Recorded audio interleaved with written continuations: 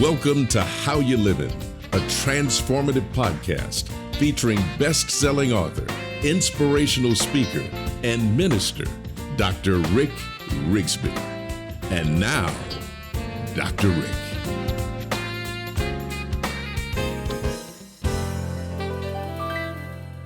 Hello, friends. I am so glad to be with you today. I want to discuss something that is near and dear to my heart. As a matter of fact, I've been thinking about this topic for 3 decades, been writing about it, been speaking about it for 30 years. The topic, making an impact every single day. And actually, I think this topic is more timely today than it was 3 decades ago. Now, why is making an impact so important?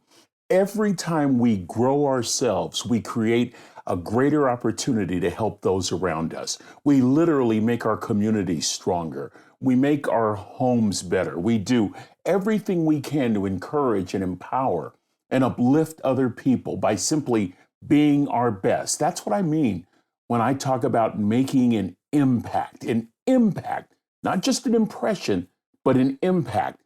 It's timely today because the shallow superficiality that drapes our society is bathed in this kind of culture of self-gratification. Entertainment has become priority. Learning has become obsolete. Have y'all noticed that we don't tend to think as much anymore? Concentration is decreasing, but don't worry, screen time is increasing. Listening has become a distant art. It sits on a shelf right next to drinking deeply from good books. Distractions have become the norm, and it doesn't seem anymore that there's much of a demand to move beyond the click of a computer button. In essence, we're invited to live a lifestyle very different from our parents and our grandparents, a lifestyle offering little effort but promising massive results, a lifestyle that values brands and styles and status, a lifestyle above all that says, we'd rather look good than be good. You know, this lifestyle presents well, but let me just remind all of us, impressionistic living is not impactful living. And there's nothing wrong with making a good impression as long as we don't stop there. Otherwise, life can become symbolized by a thin veneer covering our massive potential.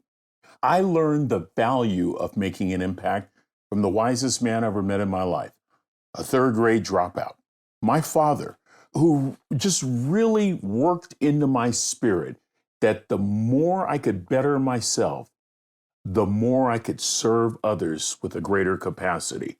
And my father taught me how to make an impact, not so much with his words, but by his actions. You see, my dad consistently modeled 3 things. Number 1, the practice of common sense.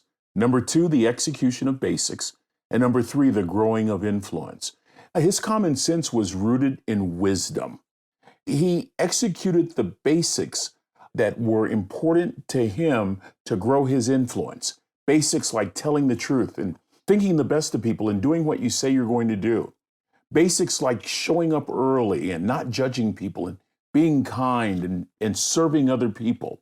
As a result, his influence really grew based on the execution of those basics, based on practicing common sense. When I look at our superficial culture today, I see a lack of common sense, and I see a reluctance on the part of people to execute basics, to pay attention to details. And as a result of that, we're hemorrhaging. We're hemorrhaging common sense. I really believe that with all my heart. What's the default of that hemorrhage? Looking good, as opposed to paying the price to be good. You will never make an impact based on looks. You will never make an impact based on impressionistic, shallow, superficial living. You only make an impact when you commit to paying the price. As a result, friends, I believe with all my heart that we have an opportunity before us. I still believe in that human spirit to make a choice, to say yes every day. I want to grow. I want to stretch. I want to be better so that I can help my neighbor. so that I can help my fellow man. And as a result, I love collecting stories of common, simple people who dare move beyond their own sense of importance so that they can make the world a better place. I have one such story today. I want to introduce you to someone whose common sense and execution of basics and attention to detail grew his influence in massive ways worldwide. I'm talking about the late UCLA men's basketball coach, the legendary John Wooden. Coach Wooden coached in the second half of the 20th century in an era that included the best of the best, from Tommy Lasorda and Joe Torre in baseball to Paul Brown and George Hollis and Newt Rockne and Don Shula and Chuck Noll and Bill Walsh in football, to basketball coaches like Red Auerbach and Pat Riley and Chuck Daly and Phil Jackson. Coach was coaching in an era that included some of the best that college sports have ever seen, like Bear Bryant, Dean Smith, Bobby Knight, Coach K, Pat Summitt, John Thompson, Vivian Stringer. And two names of all those that I've mentioned, stand at the very top of the summit. ESPN Sports Century offered a list of the greatest coaches of all time. Not the greatest coaches of the 20th century, but a list of the greatest coaches of all time. Number one on that list, the great Vince Lombardi. Number two, the great John Wooden. During Wooden's 27 years at UCLA, he coached the Bruins, listen to this, to 4 undefeated seasons and a record 10 national titles. 7 of those were consecutive. He was the first person inducted into the Basketball Hall of Fame, both as a player and a coach. He was known as the Wizard of Westwood. Rick Riley of ESPN reports that Wooden's salary never topped over $35,000 a year. And despite offers to coach for more, Wooden never asked for a raise. He was a man of deep religious convictions. He lived out his Christian faith. What blows me away is that Wooden never talked to his team about winning. Character and teamwork were more significant than victory. Wooden once said, "If I were ever persecuted for my religion, I hope there'd be enough evidence to convict me." His faith, his family, his friends, and his boys, as he called them, those players, were most important. As a matter of fact, to this day, former players teach their children the Wooden way. And so, what can we learn from Coach John Wooden's story? What can we learn from Coach Wooden's life that would inspire us to choose to make an impact every single day? I think 2 answers to that question. Number 1, Coach Wooden surrounded himself with great people. I think we need to surround ourselves with great people who have like-minded values that we want to emulate. And number 2, Coach Wooden always learned. He developed a teachable spirit. He cultivated an attitude of learning. He had a growth mindset. In fact, one of his most famous quotes is this: "Live today as though you're going to die tomorrow, but learn today as though you're going to live forever."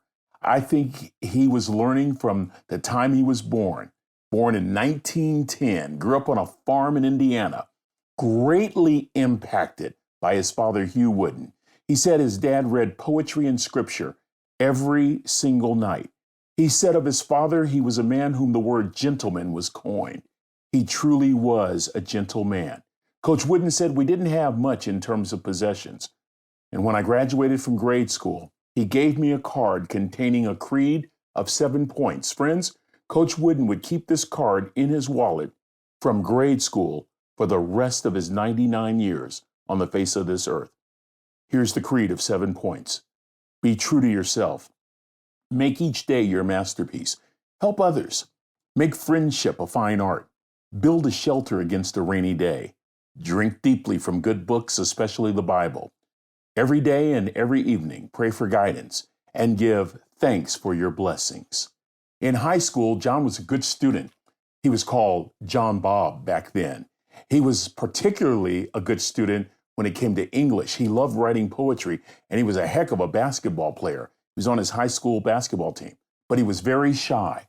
In the summers, he'd work on a farm, and it was one day working in the field when he caught the attention of a city girl. Nellie Riley was taking a drive with her girlfriends. She spots this guy working in the field, and John noticed her too. Nellie was beautiful, but John ignored the fact that she kept motioning him over to the car. Not only was young John shy, but on this particular day, he was dirty, sweaty. He had on overalls and he was plowing a field. When school started up again, young Nellie found John and said, "Why didn't you come over when I was motioning for you?" John replied, "I was dirty. I was smelly. I had on overalls. I didn't want to meet you because I was ashamed." Nellie's response, "John Bob, I will never be ashamed of you." John knew at that moment this was the girl for him. John's high school, though, especially the head basketball coach, had other thoughts. For you see, for players on that team, there was no dating. Players had to be home by 8 o'clock. But Nellie was not going to be outfoxed. She joined the pep band, which meant that she could be at every single game. And before each game, he'd turn to the stands, he'd wink at Nellie, and Nellie would give him the okay sign right back. Friends, this began a pregame ritual that lasted a half century. John goes on to Purdue University. It's classes, it's basketball, and it's work. He's not on a scholarship. He has to wait tables to earn his meals. He has to participate in a series of jobs to earn his keep. But somehow, John Wooden managed to become a 3-time All-American, to win a national championship with Purdue in 1932, to receive the Big Ten Academic Award. It was amazing to look at his work ethic and how that work ethic carried him. The focus, though, was never on winning.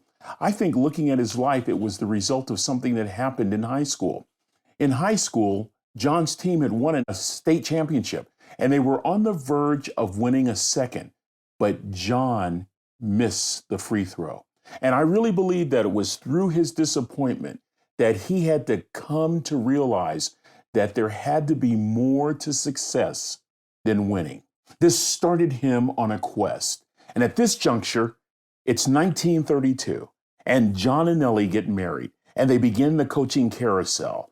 Dayton, Kentucky, South Bend, Indiana. He was always an athletic director, English teacher, and of course, a basketball coach. He said, "Something impacted me that I read early on." Listen to this, friends. "No written word, no oral plea can teach our youth what they should be, nor all the books on all the shelves. It's what the teachers are themselves." He said that stayed with him and was centered to his teaching philosophy all his life.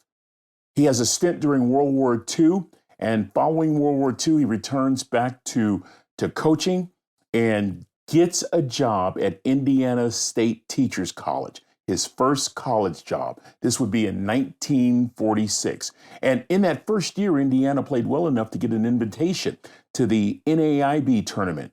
But Wooden said no to the invitation. Why? Clarence Walker was one of Wooden's players. Clarence was black. And the only way they could attend the tournament would be if Wooden chose not to bring Clarence. Wooden declined the invitation on principle. You talk about making an impact.